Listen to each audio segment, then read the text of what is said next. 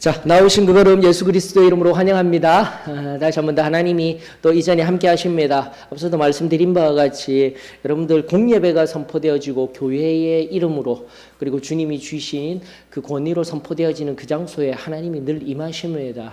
단순한 믿음을 가져야 됩니다. 그날이 가까울수록 더욱더 모이기가 힘들어지는 세대 한복판에서도 모이기에 힘쓰는 저희들 되어질 때 진정한 하나님의 은혜가 바로 그 장소에 거기에 임하게 되어질 줄 믿습니다. 절대 잊지 마십시다.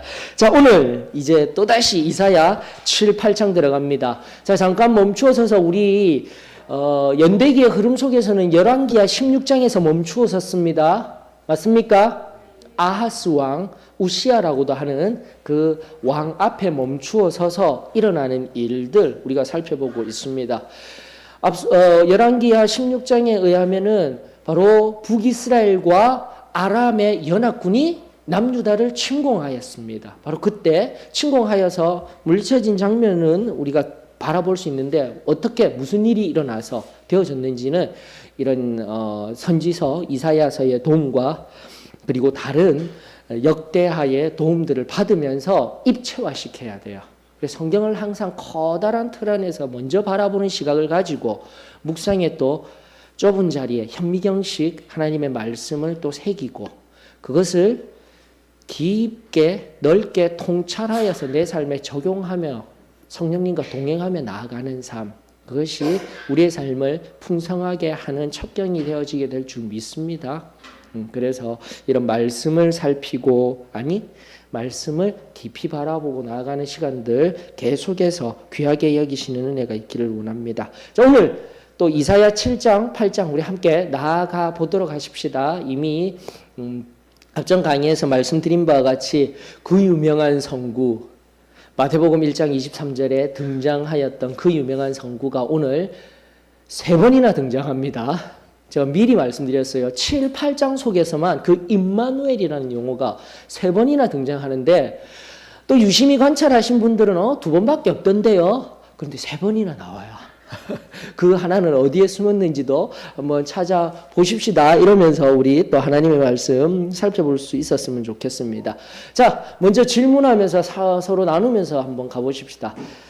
자, 여러분들의 삶 속에서 하나님의 징조, 좋은 것이든 나쁜 것이든 그 하나님의 놀라운 징조가 내 삶에 일어났던 적이 있으시면 한번 나누어 봐 주시겠습니까? 좋은 일, 나쁜 일이다. 어떠셔요?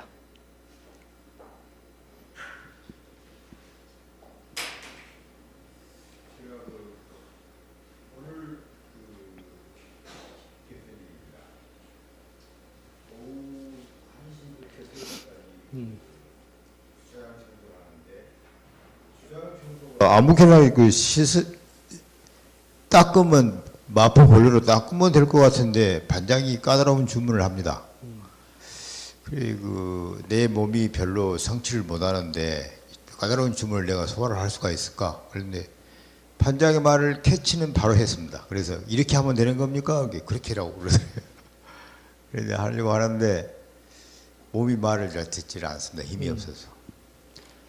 그래서 그냥 내식으로 했습니다. 그러다가 또 다시 그래도 반장 말을 듣기로 했으니까 그렇게 흉내라도 내야지 하고 힘을 내서 그 방식대로 해주기 시작했어요. 근데 그것이 아마 이런 식의 생각이 들었었습니다. 그거 할 때 하나님의 말씀을 그대로 준행하는 것이 내한테 복이 되지 않을 것인가.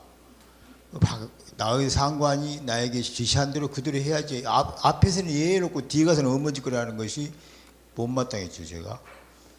그래서 그대로 하고 있었어요. 하고 있다 보니까 몸이 풀어지기 시작했습니다.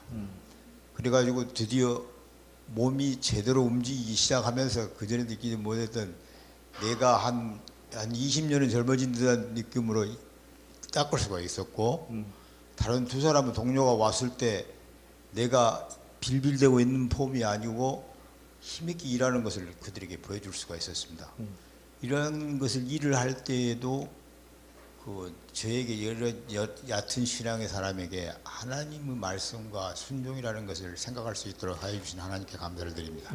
네, 네, 감사를 드립니다. 그 까다로운 주문이라고 이제 그런 표현을 해주셨는데요. 이 까다롭다라는 건 결국은 내 마음이거든요. 근데 맞아요. 하나님 말씀 앞에 서면은 가장 까탈스러우신 분이 이분이잖아요. 우리 삶 속에서. 그런데 그 까다로운 마음 앞에서도 내가 우리 편에서는 그 하나님의 말씀 앞에 하나님의 순종 앞에 내가 하나님의 말씀 앞에 내가 순종하고자 하게 될 때 그 까탈스러웠던 말씀이 어떻게 됩니까? 너무나도 아름다운 메시지가 되는 거예요. 그러면서 나에게 힘이 되어지는 거예요. 나아가 내 안에 능력이 되어지는 겁니다. 다시 한 번 더 또 귀한 삶 속에 우리 또 상급자의 까다로운 주문을 하나님의 말씀처럼 여기고 또 순종하였더니 나에게 새 힘을 주셔서 열심히 일하게 하여 주신 하나님 감사합니다. 그 고백이 귀하십니다. 또 어떠셔요, 여러분들? 하나님이 주시는 징조.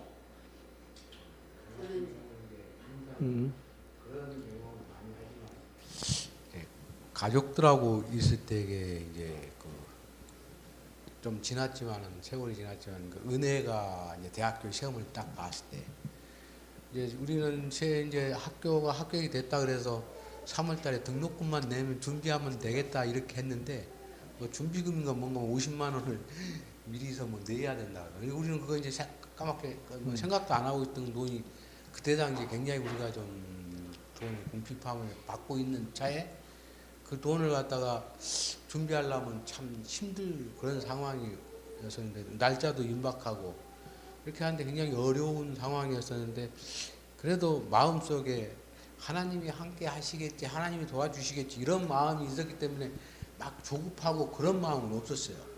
그랬는데 그래도 이제 속으로 이제 불안하고 막 그렇게 누구한테 이 돈을 갖다가 부탁을 해야 되나 이렇게 걱정을 하고 있는데 마침 그때게 이제 바울이 아빠하고 바울이 엄마가 우리 집에를 방문을 하게 됐는데 은혜 대학교 합격했다며 하면서 봉투를 하나 딱 꺼내놓는데 거기에 딱 그 50만 원이라는 돈이 딱 거기에 들어있는 거예요. 우리 식구들이 그걸 보고 굉장히 감탄을 하고 하나님이 우리와 함께 하신다, 하나님께서 도와주신다 하는 것을 직접 체험적으로 느낀 경험. 예, 아멘. 감사를 드립니다. 우리는 이런 사람을 바로 이렇게 부릅니다. 까마귀라고. 이스라엘의 그 대기근의 때에 엘리야 그리 시냇가에서 먹이시고 입히시고 까마귀를 통하여서 채워주셨던 그 놀라운 하나님의 역사 말하지 아니하여도 우리 삶 속에 종종 있으시죠? 종종이 아니라 그 종종의 의미는 아마 좀 더 빈번한 의미가 되어졌으면 좋겠습니다. 그게 바로 우리 하나님 하시는 일이셔요. 우리 마지막으로 우리 한정희 어머니 한번 들어볼까요? 저는 이제 제가 좀 쉬는 날이라서 특별히 이제 엄마를 모시고 이제 어디를 가겠다고 해가지고 좀 멀리 갔었어요. 강원도 정선 쪽으로 이제 어저께 떠났다가 오늘 오는데 길이 좀 많이 막히더라고요. 운반이 좀 날리고 그러는데 이제 저보다도 이제 우리 남편이 하는 얘기가 오늘 엄마 교회 가야 되니까 시간을 맞춰야 돼 이랬는데 저는 이제 그 교회 가는데 맞추는데 얘가 운전을 하다가 그 시간에 조급해서 혹시라도 운전하는데 좀 무리가 될까봐 속으로는 괜찮아 하면서 때로는 수요일날 다 오지 않는데 오늘 굳이 꼭 그렇게 못 가게 되면 못 갈 수도 있다라는 마음을 갖고는 있었어요. 근데 시간 안에 도착을 했거든요. 그래서 제가 이제 오면서 사실 참 피곤은 한데 제 마음에 갈등이 있는 거예요. 이러면서 제가 가야 되나? 건강도 그렇게 지금 병원에서는 이제 예를 들어서 만약에 수술을 하게 되면 죽는다고 생각을 해야 된다. 이제 제 심장을 이제 그 판막이 너무 이제 그 진행이 되면 근데 작년보다 올해가 조금 진행이 됐대요. 그래서 저는 그냥 죽음에 대해서 두려움은 없는데 그 이제 통증을 느끼는 것처럼 이거는 호흡이 굉장히 가빠요. 힘들어요. 그게. 작년에 제가 회령 왔을 때 그걸 경험했거든요. 그러니까 그 생각이 들면서 그거를 어떻게 견딜까 하는 그 염려가 참 많이 있었거든요. 그런데 이제 오늘 이렇게 참 좋은 시간을 가지면서 이제 돌아오게 됐는데 그래도 이게 요배 생각이 나는 거예요. 항상 그 자녀들하고 잔치집이나 어디 갔다 오면 꼭 다 모여서 예배를 드리고 혹시라도 하나님 보시기에 합당치 않은 게 있나 이제 그게 느껴지면서 오늘 내가 교회는 꼭 가야 되겠다. 비록 피곤은 하지만 이제 그런 마음을 주셔서 제 힘이 아닌 오늘도 이렇게 찬양을 드리면서 너무 감사하더라고요. 너무 좀 피곤하지만 제 힘이 아닌 정말 성령님께서 이렇게 간섭해 주시고 제 마음에 역사해 주시는 그 순간순간을 볼 때 가면 갈수록 정말 내 힘이 아닌 하나님을 이렇게 의지하면서 이 길 간다는 게 얼마나 복되는 길인가.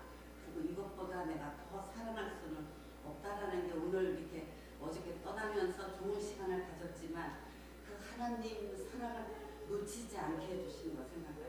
너무 그래요. 감사를 드립니다. 그래. 욥기 1장에 보게 되면은 그 자녀들이 서로 잔치하고 함께 어울린 그 자리에 행여라도 범죄하지 아니하였을까. 그 아버지의 마음들 여러분들 잘 알고 계실 것입니다. 그런 마음으로 또 함께한 자리에서 또 하나님이 원하시는 자리가 있더라면 그 자리 내가 나아가기를 원합니다. 자, 이 세 분뿐만이 아니라 모든 분들에게 있어서요. 우리 하나님께서 우리들에게 주시는 어떤 삶 속의 인도하심 그리고 그 하나님의 인도하심을 경험하기 이전에 있을 하나님의 놀라운 예비하심 이 모든 것들 하나하나에 내가 반응을 하게 되면 그 반응이 결국은 감사가 되는 거예요, 여러분들. 근데 만약에 그 반응이 없고 민감하지를 않게 되면 감사한 상황도 하나님이 일하신 상황도 어떻게 되는 거예요? 그냥 흘러가 버리는 거예요. 여러분들 오늘 7, 8장에 보게 되면 어쩌면 이게 가장 중요한 주제입니다. 여러분들 먼저 연역적으로 이 주제를 가지고 시작하십시다. 하나님의 징조에 하나님의 일하심에 민감하자.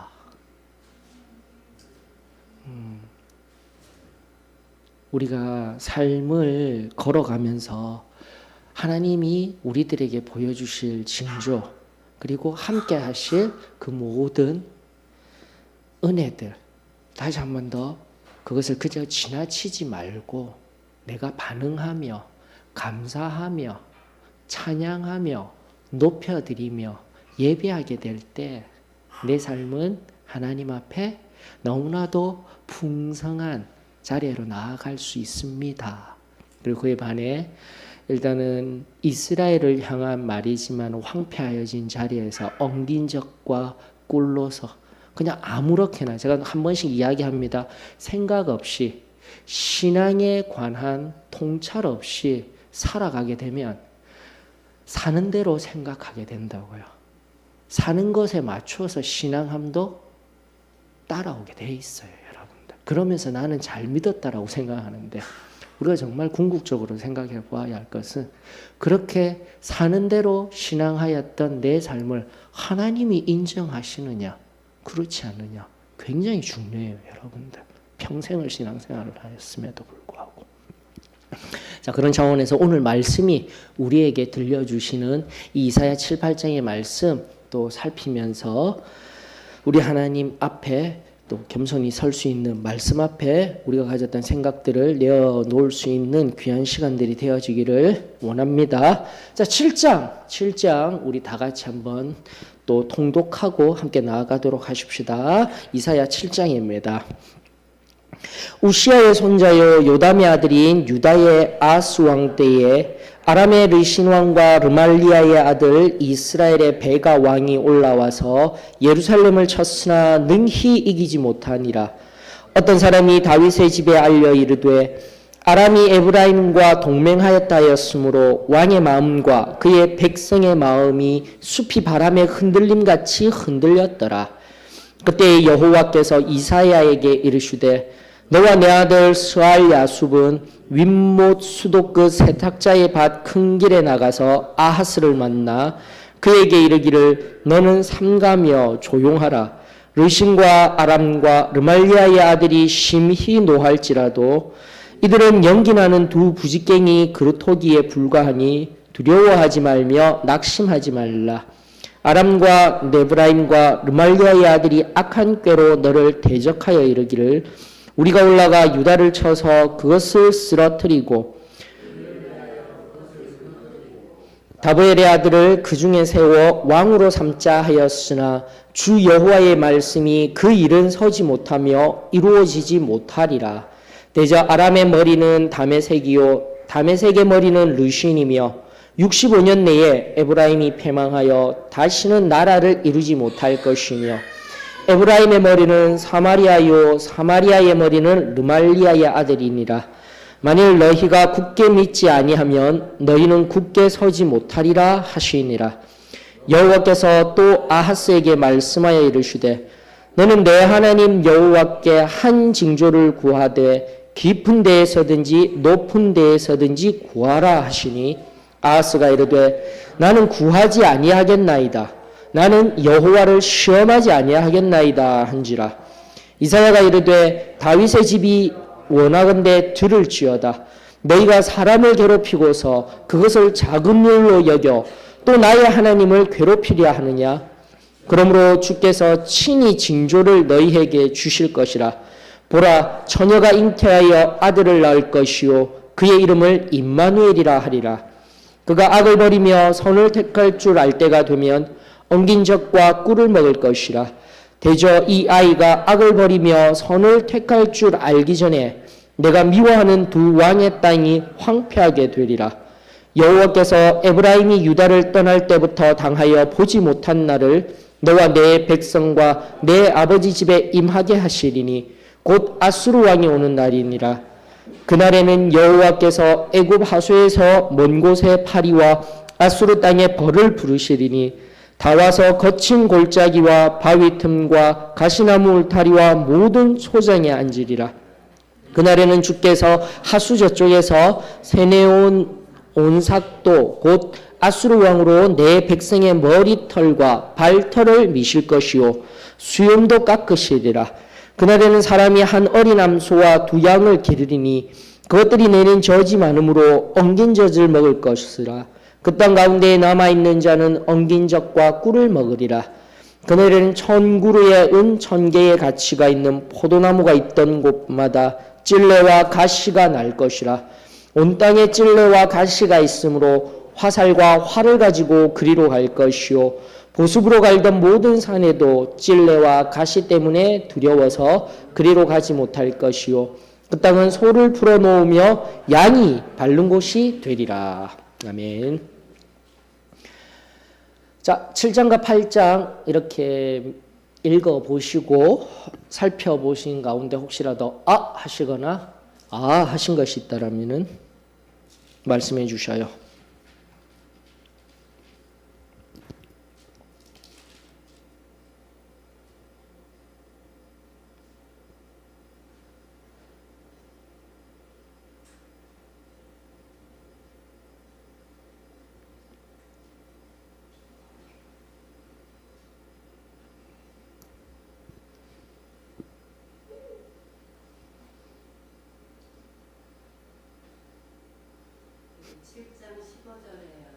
예. 그가 악을 버리며 선을 택할 줄 알 때가 되면 엉긴 젖과 꿀을 먹을 것이라 하는데 이게 무슨 뜻인지.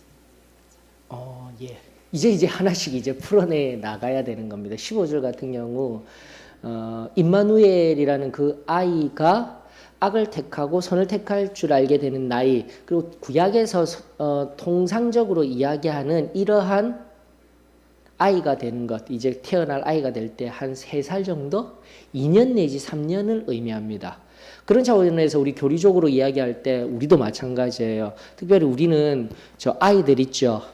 아이들 이제 갓 태어나서 나중에 오게 되면 어떻게 합니까? 하나님 앞에 기도하죠. 맞죠? 그리고 그 아이가 온전히 하나님 뜻 안에서 잘 자라기를 축복 기도하는데 그게 유아 세례는 아닙니다. 반드시 아셔야 되는 거예요. 다른 교회에서 이야기하듯이 아이가 태어나서 유아 세례를 주어서 하는 그런 개념하고는 전혀 틀립니다. 오히려 그 아이가 하나님을 잘 믿고 하나님을 잘 섬길 수 있도록 가기를 원합니다 하였을 때 저 아이들이 이제 명확하게 몇 살이다가 아니라 바로 2년 내지 3년 정도 아이가 선악을 분별할 때까지는 그 아이가 만약입니다. 만약에 죽음을 당했을 때 그 아이는 어디로 가야 됩니까? 천국 갑니다. 우리는 그렇게 믿고 있습니다. 그런데 유아 세례 받지 아니하고 아기가 태어나자마자 죽게 되어지게 되면 엄밀히 얘기하면은 안타깝게도 계속해서 이중예정론 안에서는요 그 아기는 다 지옥 갈 아기예요. 그래서 이런 교리적인 특성들이 있답니다, 여러분들. 그런 측면에서는 바로 성경적이게도 이렇게 살피고 있습니다. 엄격한 칼빈주의에 의하여서 제가 잣대를 이야기하고 있습니다. 그러나 제가 항상 누차 얘기하지만 온건한 칼빈주의자들 오히려 더 귀한 자리에도 많아요. 그런 측면에서 명확하게 교리적인 특성들 그리고 무엇이 다르고 무엇이 같은지 이런 부분들을 자꾸 성경 공부 시간이라든지 이런 시간들을 통해서 알았으면 좋겠습니다. 괜찮으십니까? 근데 여기서 적과 꿀이라는 것은 나중에도 보게 되면은 소와 양들이 원래는 원래는 그 전에 가나안 땅에 들어가기 전에 이스라엘 백성들의 삶의 반유목민족이라고 이야기를 합니다. 유목민적인 삶이 아니라 반유목민. 즉 어디 터전을 할 수 있으면 터를 내려서 농작물도 심고 그리고 양을 기르기도 하죠. 그러니까 유목민들처럼 그냥 늘 옮겨 다니지 않습니다. 근데 가나안에 정착을 했다라는 말의 의미는 그때부터 뭘 하는 거죠? 농경사회로 바뀌어졌다라는 거예요. 그런데 문제는 바로 전쟁에 의하여서 모든 것이 황폐해져 버린 거예요. 그러면서 엉긴 젖이라는 이 말의 의미는 그렇듯 남아있는 겨우 살아남았던 그 양들이 그리고 소들에게서 나오는 젖, 그 뒤에 새끼 양, 새끼 소가 없다라는 겁니다. 즉 자연적으로 무언가를 심어서 거두어서 먹는 풍성함이 아니라 자연적으로 그것을 먹게 될 것이다. 임시 방편인 거예요, 여러분들. 그만큼 황폐하여지고 타작하고 경작하여야 할 땅에 그냥 목초지만 무성하게 자라니 소나 양들은 일시적으로 뛰어놀 수 있다라는 거예요. 그때 얻을 엉긴 젖과 꿀들 그냥 막 우고 자라는 그런 상태의 것들을 가질 수 있다는 건데 좋은 것이 아니에요. 반짝 좋은 날은 있겠지만 궁극적으로는 어떻게 해요? 그 황폐함 속에서 살아갈 수밖에 없는 상태를 저주를 의미하고 있는 것입니다. 앞으로 있을 일들인 거죠. 아수르에 의하여서 이제 701년 BC 700년 701년경에 보면 이사야 30장에 보게 되면 히스기야 왕 때에 산헤립이라는 아수르 왕이 남유다에 들어오게 됩니다. 바로 그 이야기들을 상징적으로 이야기하고 있으며 좁게는 가까이에는 그렇게 이야기를 하고 있지만 궁극적으로는 뭐죠? 종말론적인 입장에서도 봐야 합니다. 좁게와 좀 넓게와 이렇게 바라보는 성경적 관점들을 우리가 좀 가져야 하는 것이죠. 질문은 괜찮으십니다. 예. 떠요.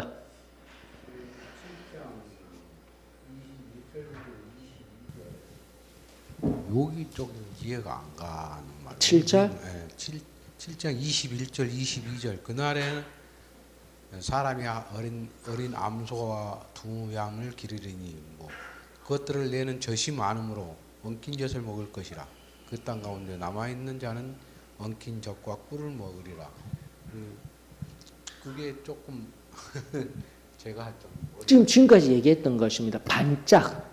반짝 일단은 엉긴 젖이라는 것은 원래는 그 안에 새끼가 있고 계속해서 번영되어질, 쉽게 말해서 언젠가도 제가 지금 계속해서 설명드리고 있습니다. 여러분들이 이 시각을 가지셔야 돼요. 신앙을 함에 있어서도 공동체적, 이제 앞으로 우리 교회 지금까지 5년 동안의 상식, 소통, 자유라는 키워드로 지금까지 왔습니다. 여러분들이 이런 철학, 이제 철학부터 시작해서 제가 계속적으로 이야기하고 함께 가고자 했던 교회의 모습이었어요. 그 속에 우리 키워드가 상식, 소통, 자유였어요. 좀 상식적인 교회가 되십시다.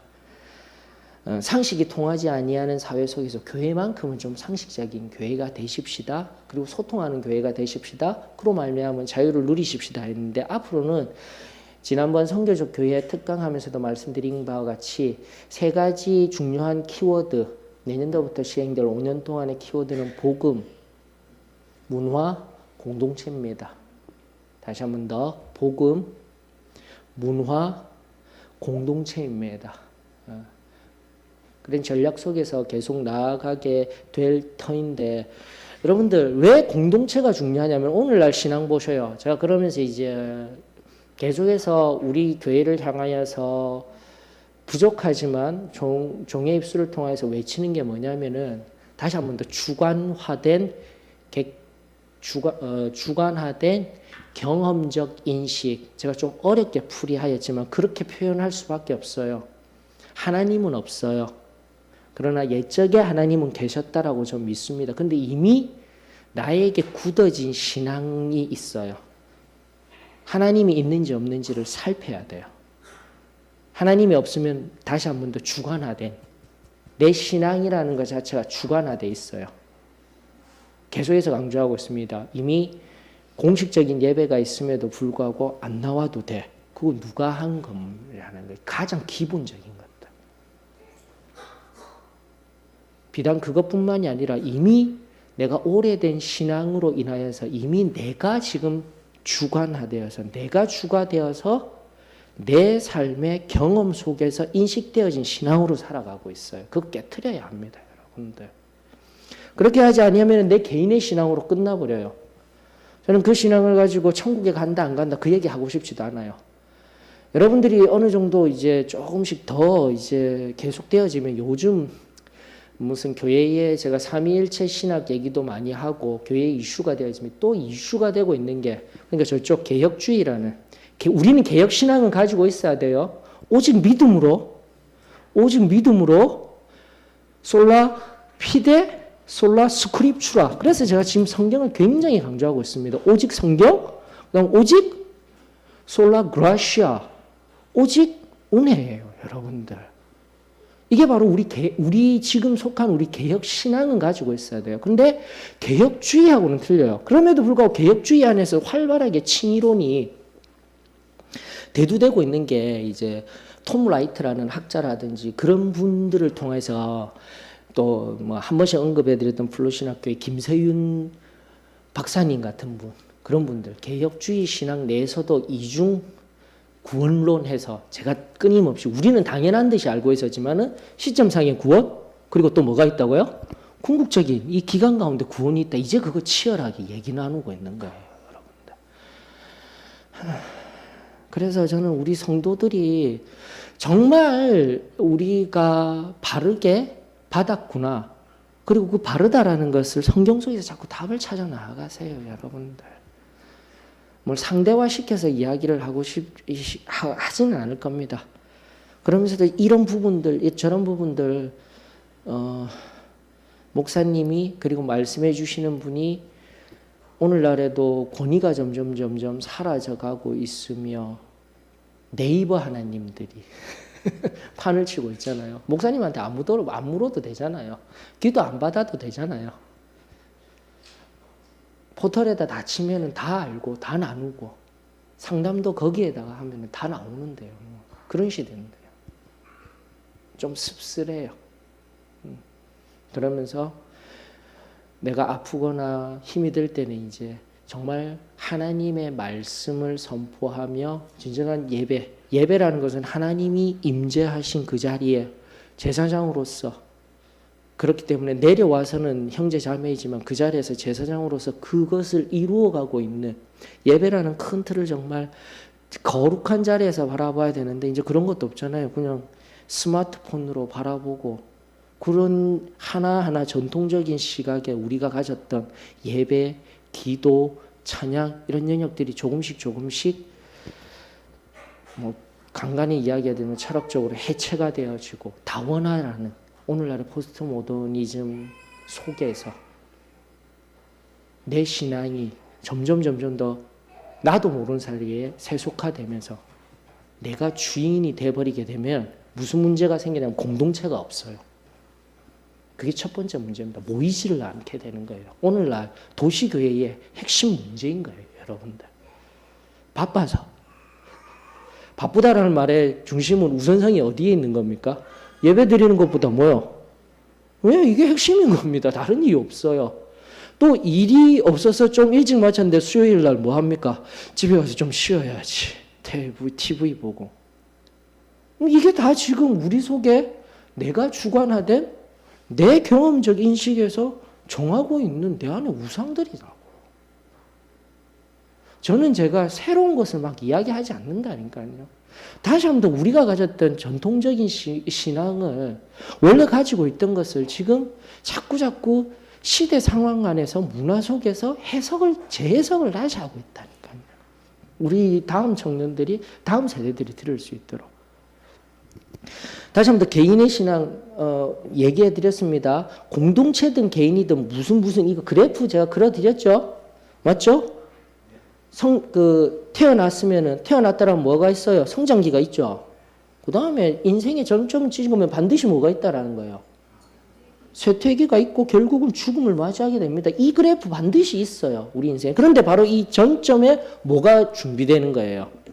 다음 세대가 준비되는 거예요. 다음 세대는 능력이라든지 상황이라든지 여기서 시작하면 안 되잖아요. 좀 더 나은 상황을 만들어줘야 되잖아요. 우리는. 그래서 이네들이 여기서 시작할 수 있도록 얘들이 다시 저 같은 경우는 이 신앙 속에서 수련회를 통하여서 다시 은혜 받았던 거예요. 그나마 이제 좀 더 나은 지금처럼 공부를 하고 좀 더 깊게 바라보고 또 다른 모습의 부족하지만 이런 목회자도 나올 수 있게 된 거고요. 그러면서 무엇이 되는 거예요? 여기서 다시 또 태어나서 성장하고 이게 바로 공동체와 개인이라는 여러분들의 삶에도 마찬가지예요. 세대와 세대를 통하여서 신앙이 흘러나간다는 원리가 나와야 되는 거예요. 근데 만약 이런 거 없이 이런 개념 없이 아무런 생각 없이 하게 되면 결국 어떻게 되는 거예요? 그 공동체도 개인도 그냥 쇠퇴기 맞고 아무 힘도 없이 전락하겠다고 어디로 가는 거예요? The end예요. 끝나는 거예요. 알고 있어요. 알아야 됩니다. 이게 지혜인 거예요. 여러분들. 계속 같은 얘기의 반복이지만 제가 왜 이 말씀을 드리냐면 지금 바로 이거예요. 엉긴 젖 그리고 꿀이라는 것은 그냥 앞서도 말씀드린 바와 이미 황폐하여지고 아무것도 없는 상태에서 그냥 꽃 속에 꿀이 막 있는 것 그거 그냥 채취해서 먹는 거예요. 엉긴 젖은 그 소와 양도 새끼를 놓지를 않는 거예요.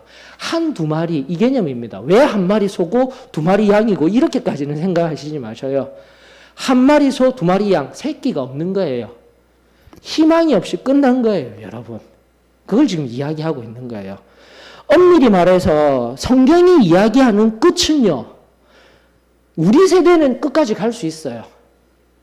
우리 세대는 신앙 가지고 붙들고 갈 수 있어요. 다른 말로 할까요? 어머니, 아버지 세대는 나는 내 신앙 받은 거 있기 때문에 갈 수는 있어요. 그런데 어떤 걸 가고 있냐고. 만약 그런 생각으로만 가게 되면 결국은 공동체는 죽음을 향해 나아가는 것 뿐인 거예요. 지금 이게 바로 이사야 선지자가 이야기하는 반짝이는 엉긴 젖이라는 것은 이제 새끼가 태어나면 새끼가 막 먹잖아요. 먹으면서 잘 풀어서 원래 우리 아이들도 태어나면은 그 어미의 젖을 빨아서 그 젖이 잘 돌게끔 그게 안 되는 거예요. 그래서 인간이 먹는 거 새끼들이 못 먹고 인간이 먹을 수 있도록 나오는데 그것이 엉기고 뭉켜져서 별로 좋지 않은 거예요. 그것은 상황은 잠깐입니다. 지금 여기에 나오는 7장 8절의 의미는 우리가 잘 알듯 결국은 어떻게 돼요? 아수르한테 잠깐 사내립에게 그리고 아수르에게 침략은 받지만 하나님이 어떻게 하셔요? 잠깐 놔주셨잖아요. 맞죠?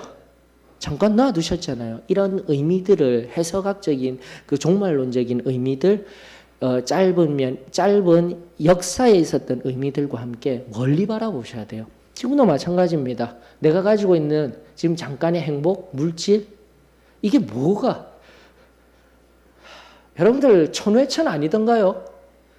지금 가진 자들 그들에게 맞추어서 막 뭔가를 하고 있고 해보셔요. 그러나 가진 자들은 눈도 안 봐주시잖아요. 어떻게 살아가는지 아시잖아요. 제가 누차 드라마 보면서 제발 주인공을 나와 맞추지 말라니까요. 우리는 그 옆에 그냥 지나가는 행인이라니까요.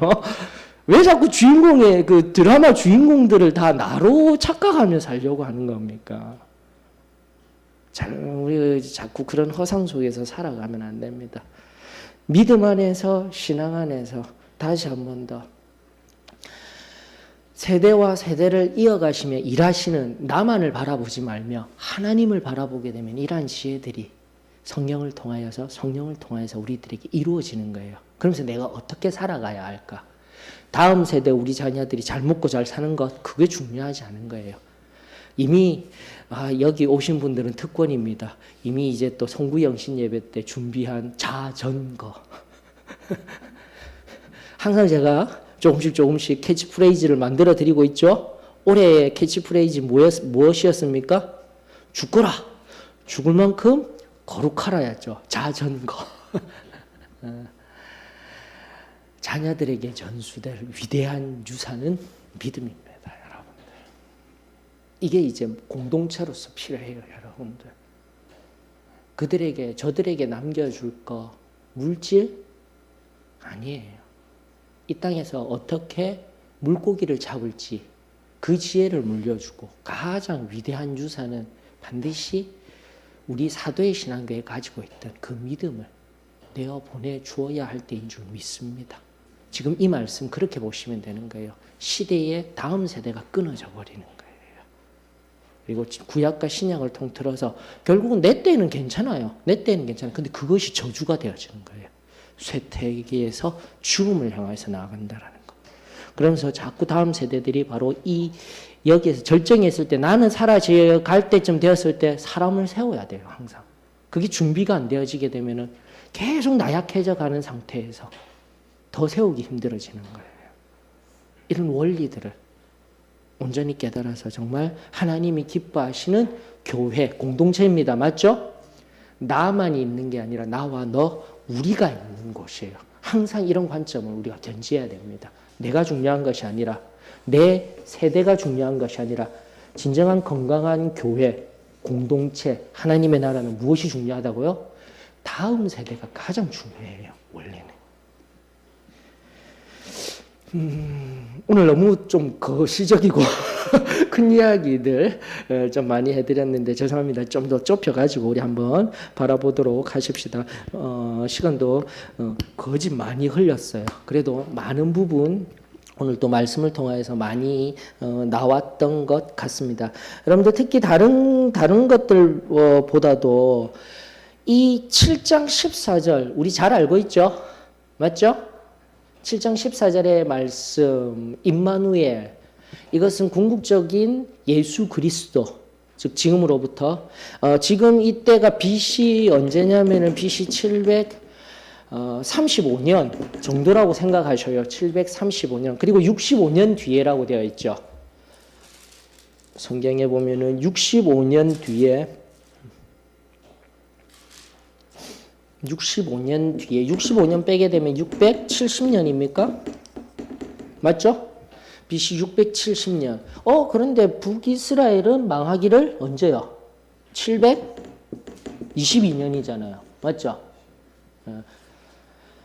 안 맞아요. 시간이 안 맞은 게 아니라 여러분들 이게 어디에서 살펴보셔야 돼요? 88절이 나옵니다. 65년 뒤에. 일단은 임마누엘의 얘기들 앞서도 말씀드린 구약의 어린아이 2년 3년 뒤 735년 뒤에 북이스라엘과 아람 군대 연합은요, 바로 앞서도 그 임마누엘이라는 이름하는 아이가 태어나서 이제 선악을 구별할 줄 알게 될 그때쯤에 뭐가 된다고요?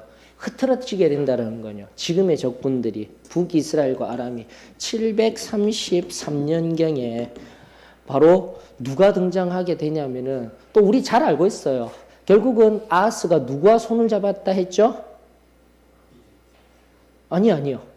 저 위에 제가 지난번에 그림 그려가면서 그 더 위에 있었던 아수르에게 가서 조공 바치고 해서 아수르가 어떻게 하는 겁니까? 아람을 멸망시킵니다. 바로 이때. 아람이 깨져버리는 거예요. 그리고 나서 지금 북이스라엘의 지금 왕이었던 누구요? 베가 끌어내리고 누구를 세워놓고 가냐면은 북이스라엘의 마지막 왕이었던 호세아 세워놓고 가요. 근데 호세아가 나중에 처음에는 아이고 하고 있다가 나중에는 또 어디에 붙으려고요? 애굽 붙으려고 막 하다가 결국은 멸망당하게 되는 거예요. 아수르에. 언제요? 722년에.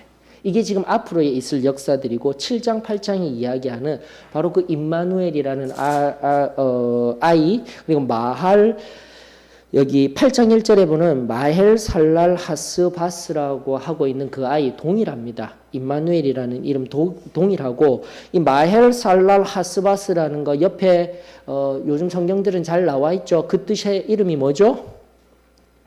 노력함이 빠르다 이런 뜻이에요. 노력함이 빠르다라는데 누구를 향한 거냐면 이게 북이스라엘을 향한 것이 아니라 임마누엘도 궁극적으로 소망을 이야기하는 이름이죠. 맞죠?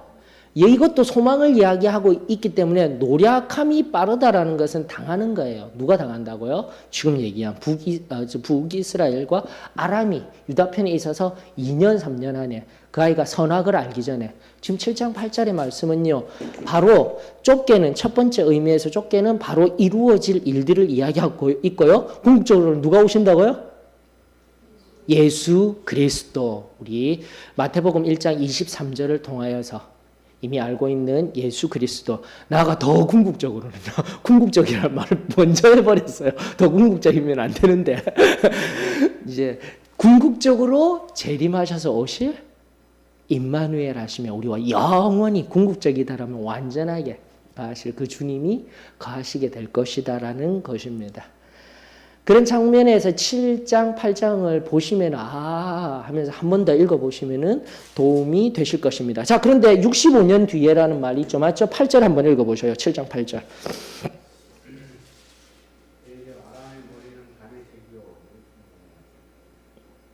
다메섹의 머리는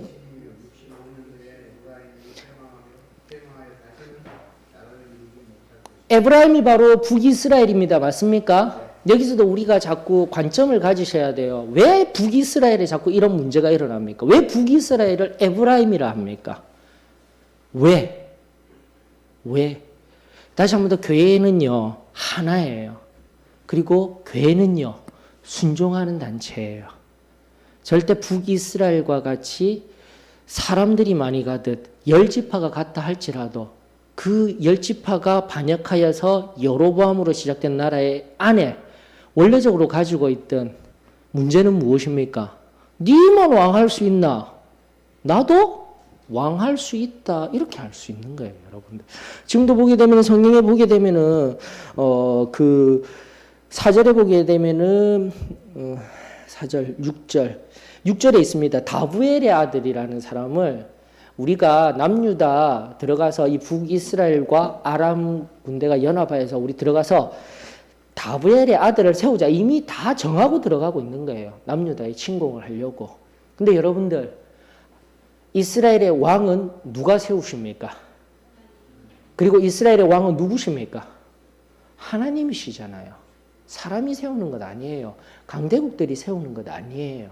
다시 한번 북이스라엘의 패망의 역사를 통해서 바라보면서 우리 삶에 적용할 수 있는 것은 일단 가장 중요한 것은 기독교는요. 가장 기본이 순종입니다. 우리 계속해서 지금 저녁 때 강의하고 있는 사무엘상 15장 그 중요한 말씀 나오잖아요. 아말렉을 온전히 치지 못하고 왕 아각을 죽이지 못한 그에게 이제 우리 원래 이번 주에 했어야 되는데 이제 1월 딱 되게 되면은 또 저녁 때 우리 그 말씀 다루십시다. 순종이 제사보다 낫다라는 그 말씀이 거기에 나오는 거예요, 여러분들. 다시 한 번 더 아주 간단한 진리들, 하나님의 말씀은요, 막 이렇게 저렇다 이제 분명히 어렵습니다. 어렵지만은 정말 한 중요한 관점들이 다 있어요, 여러분들. 중요한 관점은 단순화시키셔야 되는 겁니다. 다시 한 번 더 하나님의 교회는 하나님이 일하시는 방법은 철저히 질서에 의하여서 순종하는 자리에서 이루어집니다. 그러나 제가 계속해서 누차 이야기하는 것은 결국은 세상 문화관, 사상관, 세계관, 인물관, 문화라는 영역에서 치열하게 우리가 싸워야 되는 거예요.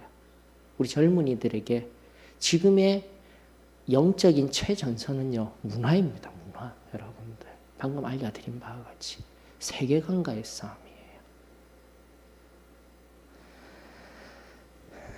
그런 측면에서 좀 더 깊이 있고 더 들어가서 이야기들을 함께 나누는 그런 청년들만의 집회 모임이라든지 이런 부분들도 많이 있어야 될 줄 믿습니다.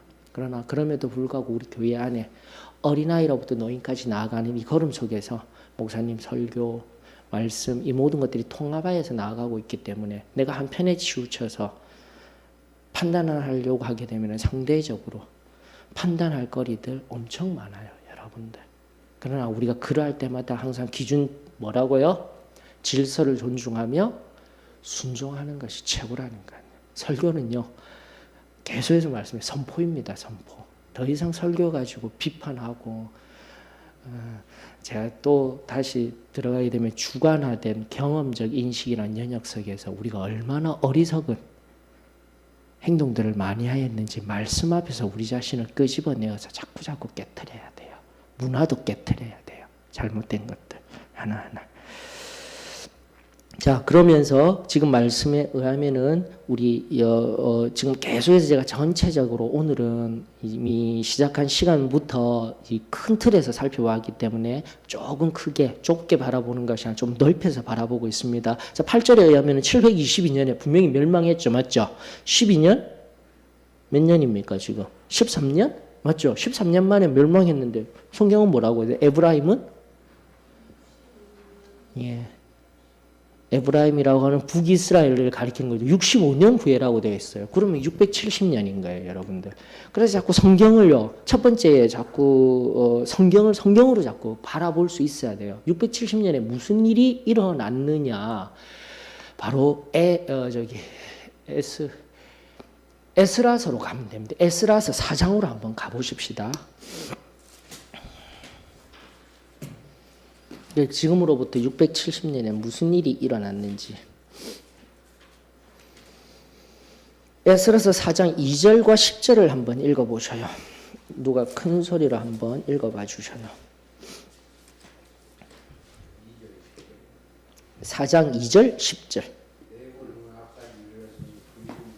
입은 자는 대궐문에 들어가지 못함이라. 10절 에스더가 하닥에게 이르되 너는 모르드게에게 전하기를. 에스라, 죄송합니다. 에스더서 읽으신 것 같으셔요. 예, 괜찮습니다. 그러면서 자꾸만 이게 성경도 그래요. 좀 헷갈려요. 스 해놓고 스 해놓고 해놓고 에스더 에스라 이렇게 헷갈립니다. 괜찮습니다. 자, 4장 2절요. 스룹바벨과 족장들에게 나와 이르되 우리도 너희와 함께 건축하게 하라. 우리도 너희같이 너희 하나님을 찾노라. 아수르 왕 에살핫돈이 우리를 이리로 오게 한 날부터 우리가 하나님께 제사를 드리노라 하니. 맞죠? 에살핫돈이라는 아수르 왕의 이름이 등장하고 있습니다. 자, 4장 10절 보십시다. 그 밖에 백성 곧 존귀한 오스나빨이 이름도 희한합니다. 오스나빨이 사마리아 성과 유브라데 강 건너편 다른 땅에 옮겨둔 자들과 함께 고발한다 하였더라. 이제 보시죠. 보이시죠? 여러분들 끊임없이 에스라가 와서 느헤미야, 스룹바벨 이들이 와서 성전을 건축하고 성벽을 건축할 때만 방해하던 사람이 누구였어요? 우리가 익히 알기로는 북이스라엘 사람들인데 지금 4장 2절과 10절을 통해서 이 사람의 본류가 뭐라는 겁니까? 원래 있었던 북이스라엘이라는 사람들입니까? 아니면은요, 이 북이스라엘에 속한 다른 이방인들. 이게 눈에 쏙 들어오셔야 돼요. 이게 핵심인 겁니다, 여러분들. 자, 이 말의 핵심 뭐냐면 바로 이게 바로 지금 에스라서의 배경이 되는 670년. 바로 이 670년경에 있었던 이 일들이 바로 에스라서를 통하여서 이루어지게 되는 겁니다. 다른 말은 뭐냐면은 그만큼 하나님은 창세기 12장으로부터 통해서 아브라함을 통하여서 하나님께서 그 백성을 불러주셨죠. 맞죠? 예. 그로 인하여서 그 백성들이 이스라엘 백성인 거예요. 남유다는 혈통을 중요시 여기는 겁니다. 맞습니까? 근데 북이스라엘은 바로 이때 670여 년경을 기점으로 해서 두 왕에 의하여서 식민지화된 상태에서 다른 나라에 와서 어떻게 되는 거예요? 다른 나라 사람들이 거기에 대거 이주한 사건이 바로 이 즈음에 일어났다라는 겁니다. 그러면서 예수님 당시면 몇 년이에요? 또 몇 년이 지나는 겁니까? 이거 빚입니다. 빚이 before Christ. 약 600여 년이 지난 시점에서 예수님이 태어나셔서 그 당시 팔레스타인에 거하게 되었을 때 바로 그때는 북이스라엘이라고도 안 하잖아요. 누구라고 이야기를 지칭하고 있는 거죠? 사마리아 사람이라고 이야기하는 게 여기 있는 거예요. 전혀 다른 민족이 되어버린 거예요, 여러분들. 이제 성경을 이렇게 보셔야 되는 거예요. 자, 그러면서 예수님이 오셔서 이제는 명확하게 하십시다. 사마리아 사람, 북이스라엘 사람도 될 수 없는 이유도 여기 있는 거예요. 혈통적으로 절대 안 돼요. 예수님 오셔서요, 바로 유대인들만을 위한, 그리고 유대라는 작은 나라만을 위한 종교도 아니고요. 아무것도 아니에요. 다시 한번 예수님은 누구를 위한? 온 인류를 위한 구세주로서 오셨습니다라는 것을 바로 성경을 통해서 자꾸 알아야죠, 여러분들. 그러니까 단순하게 내 머릿속에 흩어져 있던 다 아는 내용인데 왜 그랬던 것인지를 자꾸 성경을 통하여서 쌓아나가야 돼요. 누군가가 묻게 되었을 때, 특별히 오늘날 같이 이성적이고 합리적인 시대성 속에서 최소한의 대답을 할 수 있을 정도로 우리 베드로 서신서에 의하면은 항상 우리 안에 말할 것을 준비하라는 것을 너무 성령론적으로만 해석해서 성령이 우리 안에 주실 것이다. 제가 항상 얘기하죠. 그 성령은 무엇을 통해서 말씀하게 하신다고요? 예, 말씀을 통해서 해야 되는 거예요. 그 성령님이 주셔가지고 몇 시에 어디 쉽게 말해가지고 용산역 앞에 있는 로또 파는 가게에 가서 몇 날 몇 시에 가서 로또를 사게 되면은 어떻게 되는 거예요? 뭐 걸릴 것이다. 그러면서 완전히 이번에 어느 분이 그 동영상을 하나 올리신 게 있잖아요. 우리 남편 로또야 로또 이러니까 우와 정말 좋은 남편 아니 안 맞아.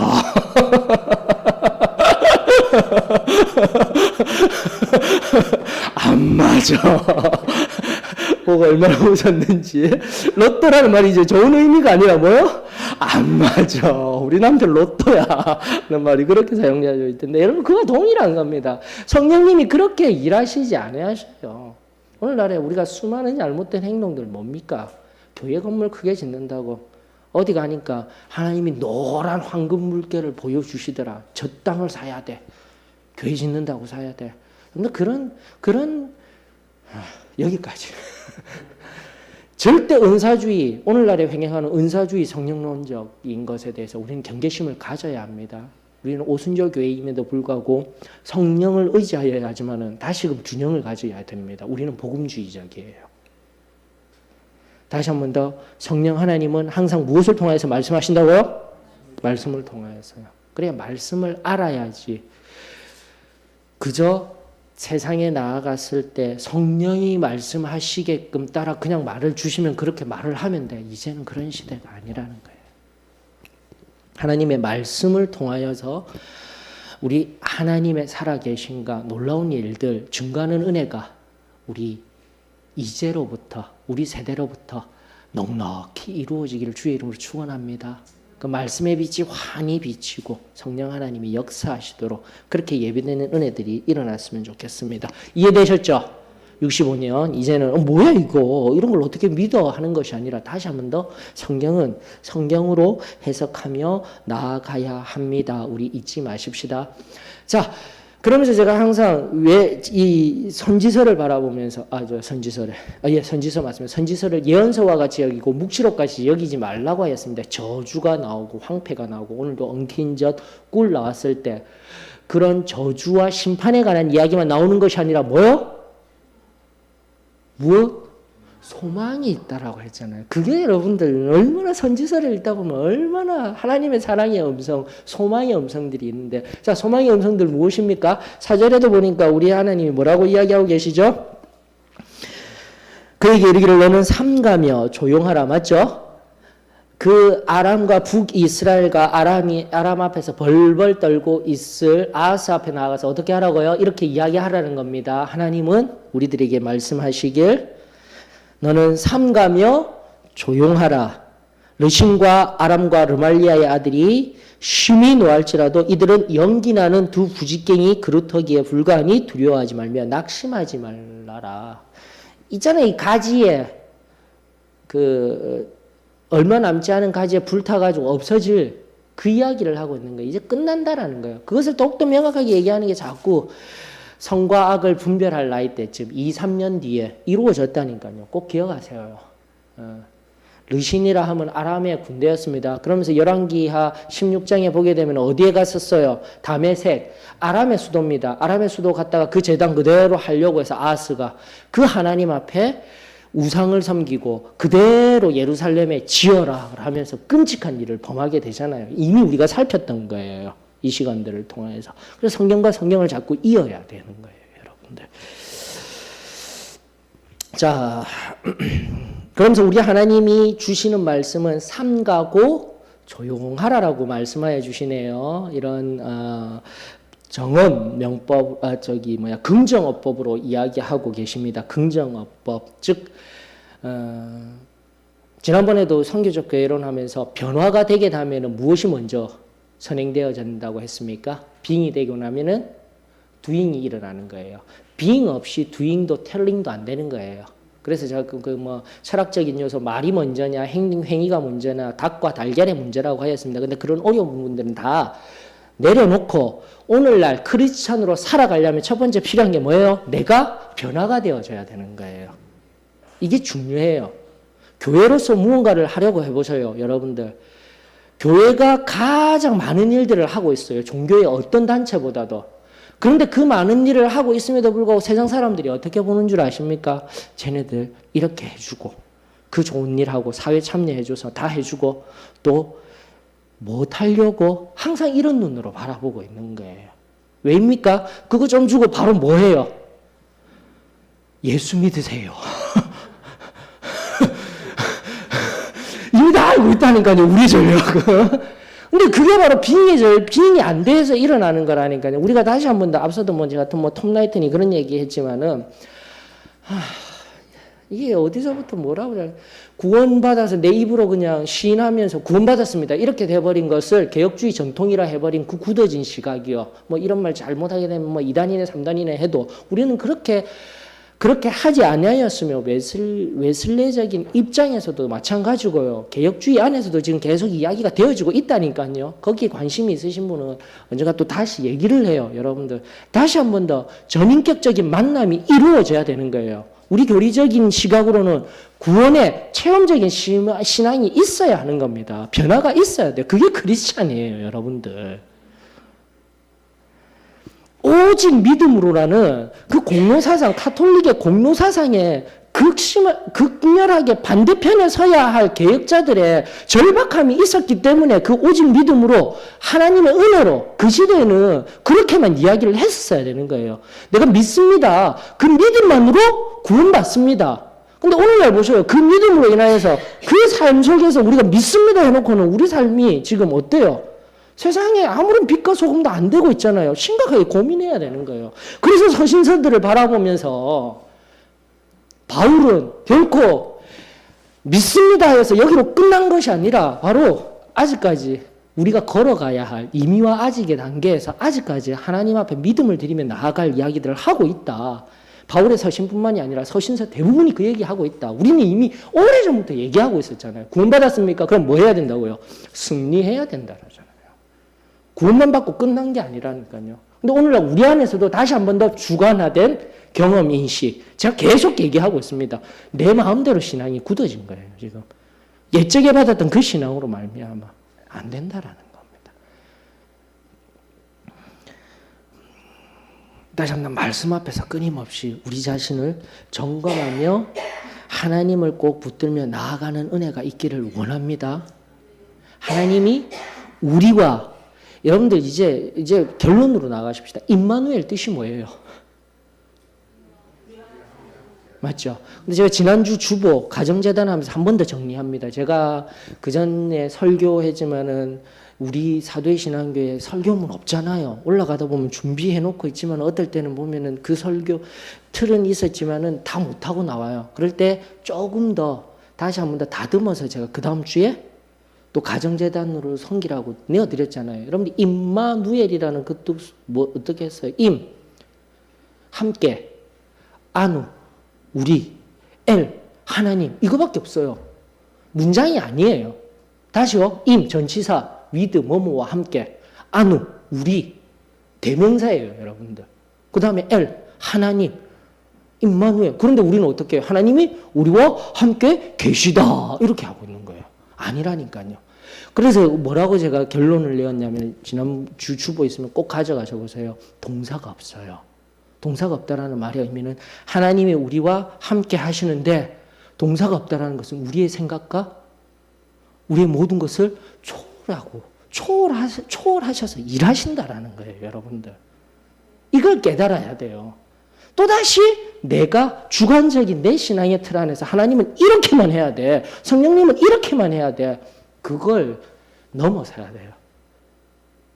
그게 바로 임마누엘이라는 용어 속에 숨어 있는 하나님의 놀라운 비밀인 거예요, 여러분들. 오늘 다시금 내 속에 임마누엘 하시며 나와 함께 하시며 하나님이 거하십니까? 그러나 그 하나님이 나에게 어떻게 일하고 계실지 우리는 몰라요.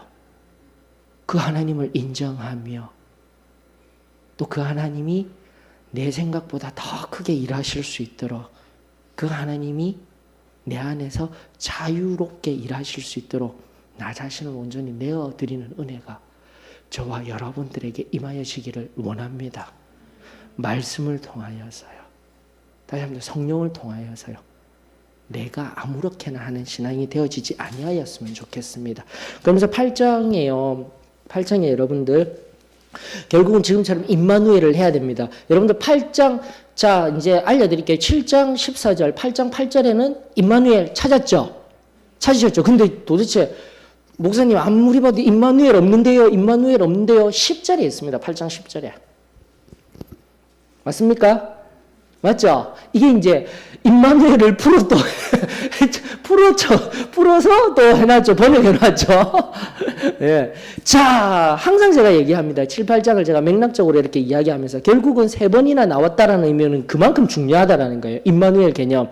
다시금 오늘 배웠던 개념을 생각하십시오. 하나님이 우리와 함께, 그러나 어떻게 문제는 어떻게 해요? 하나님이 하시도록 만들어야 된다라는 거예요. 자, 그럼에도 불구하고 우리가 또다시 도전받아야 할 말씀, 중요한 우리에게 도전되는 말씀은 8장 13절과 14a절인 거예요. 읽습니다. 다 같이 시작. 만군의 여호와 그를 너희가 거룩하다 하고 그를 너희가 두려워하며 무서워할 자로 삼으라. 그가 성소가 되시리라. 아멘. 자, 거룩. 그래서 키워드입니다. 거룩, 경외, 성소입니다. 거룩, 경외, 성소. 이거 전부 다 성결과 연관된 거예요. 맞습니까? 그림은 그리지 않을게요. 우리가 하나님의 회막안으로 들어가기 전에 어디로 들어가야 됩니까? 성막, 이렇게 하게 되면 성막뿐만이 아니라 뭐가 있죠? 앞쪽에? 물제단이지만 뜰이 있잖아요. 뜰. 맞죠? 뜰을 들어가게 될 때 제일 처음 나오는 게 뭡니까? 제단이에요. 제단 안에서 나를 완전히 예수 그리스도의 십자가의 보혈로 구원받았던 거예요. 그러고 나서 성막. 3분의 2 정도의 크기의 성소, 그 다음에 뭐가 있는 거예요? 3분의 1 크기의 지성소. 성소 안으로 들어가면 그 성소가 뭐예요? 바로 거룩한 장소라고 했지 않습니까? 거룩한 장소. 그리고 성결을 의미하는 거예요. 지성소는 성령의 완전한 임재가 있고 있는 성령 침례의 장소라는 것.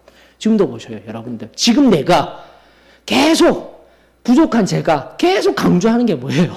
강조하는 게 우리 구원, 성결, 성령 침례했을 때 이제 우리 은혜 받았던 우리 계속 먼저 붙들어야 하는 거 뭐예요? 성결인 거예요. 거룩함 그리고 성소. 임마누엘 하시는 하나님이 내 삶 가운데 일하게 하시는 중요한 통로는 바로 내가 거룩해져야 되는 거예요. 그가 내 안에 성소 삼으셔야 되는 거예요. 그리할 때 내가 진정으로 경외하며 그분을 바라볼 수 있게 되는 겁니다, 여러분들.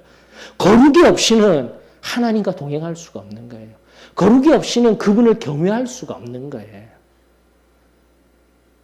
다시금 오늘 이 예배를, 이 시간을 통하여서 하나님 주시는 말씀 여러 가지 깊게 살펴볼 수도 있지만 오늘 하나하나 주시는 말씀들이 내 안에 새롭게 능력이 되어지기를 원합니다. 그렇지 않으면요, 16절, 특히 19절, 20절에 보게 되면은 동일한 내용이에요.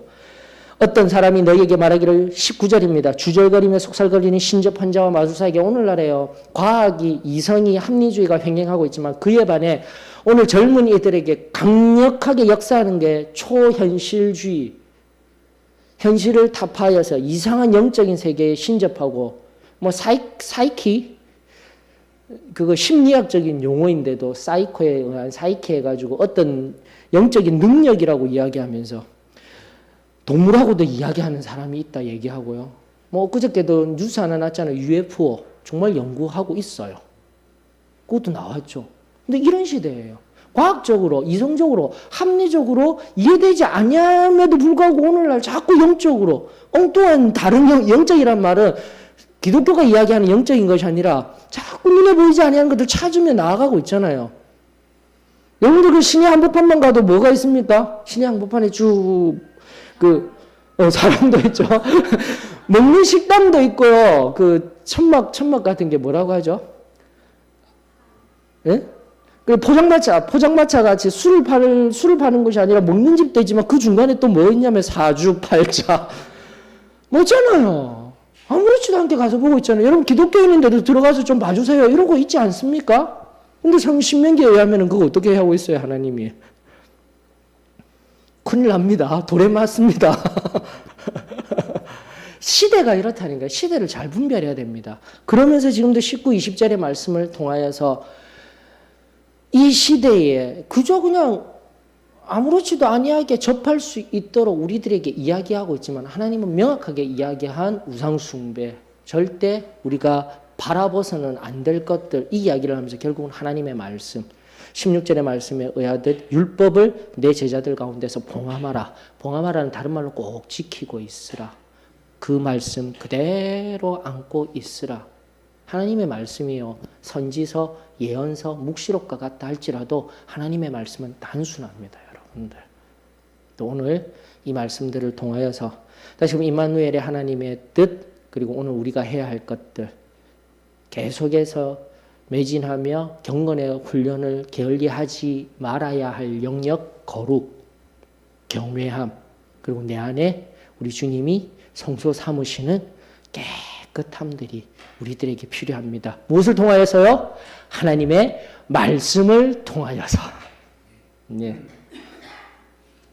혹시라도 바라보시면서 질문이 필요하시거나 하시면 언제라도 질문해 주시고 막히시는 부분이 있다라면 언제라도 우리 함께 나눌 수 있기를 원합니다. 다시 한 번 더 임마누엘 하시는 우리 하나님, 우리의 삶 속에 우리의 생각보다 크심을 인정하며 하나님의 놀랍고도 풍성한 은혜가 저와 여러분들의 삶 속에 남은 또 한 주간에도 임하여지기를 주의 이름으로 축원합니다. 임마누엘 하십시다. 아멘. 기도합니다. 하나님 은혜를 감사를 드립니다. 오늘도 이 자리에 나와 하나님의 말씀을 경청하게 하여 주시고 또 주신 말씀 꼭 붙들며 세상에 승리하며 나아갈 수 있는 귀하고 복된 시간 허락하여 주셨으니 감사를 드립니다. 그 말씀 내 안에 새기며 또 성령 하나님과 동행하며 온전히 주님과 함께 걸어가며 하나님의 기쁨이 되는 놀라운 은혜가 임하게 하여 주시옵소서. 다시금 이 교회 위에 하늘 하나님의 성령의 능력으로 가득 덮비워지게 하여 주시옵시고 하나님의 말씀이 흥왕하여짐으로 말미암아 성령의 그 놀라운 은혜가 세대와 세대를 통해서 흘러가기를 원합니다. 임마누엘 하시는 주님, 우리 교회 가운데 좌정하여 주시옵소서. 함께하여 주시옵소서. 그리고 여기에 모인 우리 한 사람 한 사람의 또 걸어가는 그 걸음마다 함께하여 주시옵소서. 사랑 많으신 예수님의 이름으로 기도합니다.